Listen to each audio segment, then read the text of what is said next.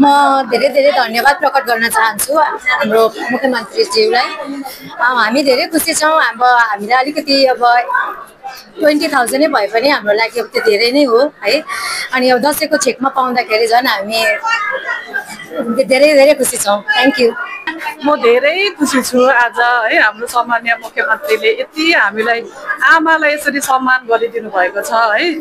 पहिलाको सरकारले सोच्दा पनि नसोचेको कुरा यहाँ सरकारले यसरी गरिदिनु भएको छ। हामी धेरै खुसी छौँ। म चाहिँ धेरै धेरै खुसी छु किनभने हामीलाई यसरी 20,000 आमा योजना दिएर हामी वर्षमा 40,000 दिन्छु भन्नुभएको छ। हामी म मात्रै नभएर हाम्रो त सम्पूर्ण ऋणकवासी नै जनताहरू खुसी भएको छन्।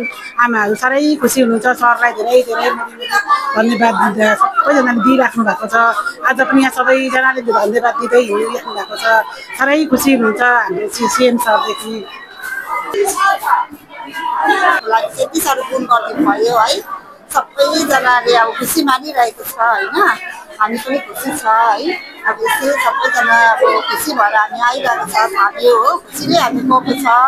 सरलाई धन्यवाद छ आजको दिनमा। छुट्टीमा भए पनि अब सबैजना आएर थालेर गयो है। एकदमै खुसी।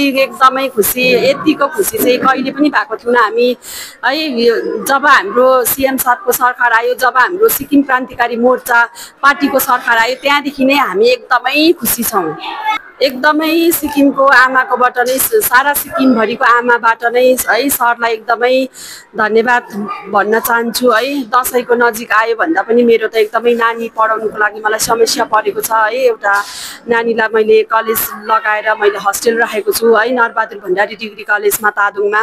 र मेरो नानीलाई एकदमै सपोर्ट हुन्छ, यही आमा योजनाले नै सपोर्ट हुन्छ भनेर नै मैले हस्टेल राखेको है। आउँदो दिनहरूमा पनि सिएम साहबकोबाट यसरी नै साथ सपोर्ट हुनु परोस्। र हामी जस्तो आमा अझै पनि छोडिनु भएको छ होला कतै है।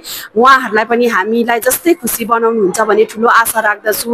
सँगै पाउन नसके पनि है, पछाडि भए पनि उहाँ आमाहरूलाई पनि छोडिने आमाहरूलाई पनि तपाईँले अगाडि ल्याइदिनुहुन्छ भन्ने ठुलो आशा राख्दछु।